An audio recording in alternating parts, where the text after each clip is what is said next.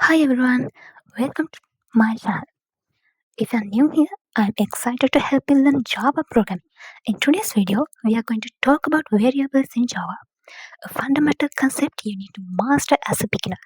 By the end of this video, you will understand what variables are, why they are important, and how to use them in your program. So let's get started. First, let's understand what a variable is. In Java, a variable is like a container that stores data. Think of it as a labeled box where you can keep something like a number or a word and use it later in your program. Variables make your programs dynamic and allow you can to work with different types of data. Let's think of variable as labeled containers. Imagine you have a kitchen and you store sugar, rice, or coffee in jars. Each jar has a label so you know what's inside. Similarly, in programming, a variable is like a jar where we store data, and the label is the name of the variable. We have variables categorized by the type of data they hold. Java's data types are divided into two main categories. They are primitive and reference data types. Primitive types are the basic building blocks of data. They include numbers like integers and decimals, single characters, or true or false values. Reference types, on the other hand, are used for more complex structures like objects, arrays, or strings. Instead of storing the actual data, they store a reference or memory address pointing to where the data is located. A key difference is how they behave. With primitive types, each variable is independent. But with reference types, multiple variables can point to the same object. So, if one variable changes the object, the other will see the change too. Now, how we declare variable in Java? Declaring a variable's meaning, creating it and giving it a name. The syntax looks like this. Here's a simple example. In this case, int is the data type, age is the name of the variable, and 25 is the value stored in it. Java has different types of variables based on the type of data you want to store. Here are a few common ones.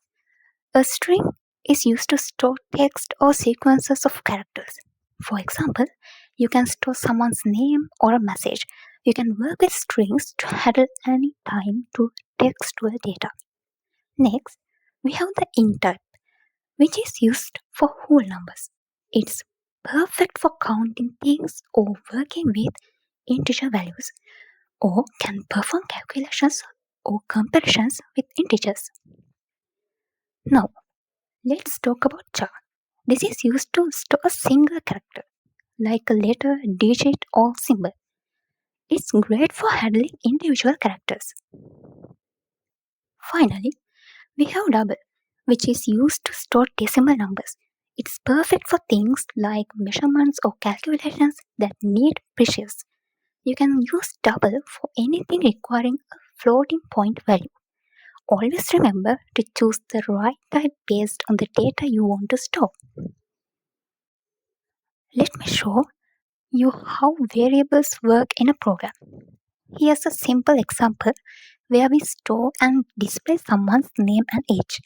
When you run this code, it will output Alice as name and 30 as age. As you can see, the name and age variables store values and we use them in the system.out.println statements to display the output.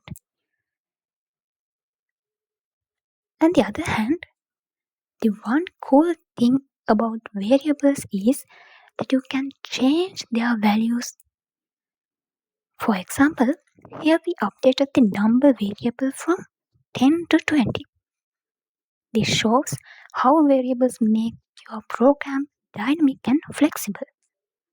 So that's it for today's lesson on Java variables. We covered what variables are, how to declare them, the different types of variables, and how to use them in a program. I hope you found this helpful and are feeling more confident about working with variables. If you enjoyed this video, please give it a thumbs up and consider subscribing for more beginner-friendly programming tutorials. And if you have any questions, drop them in the comments below. I'd love to help you out. See you in the next video and happy coding!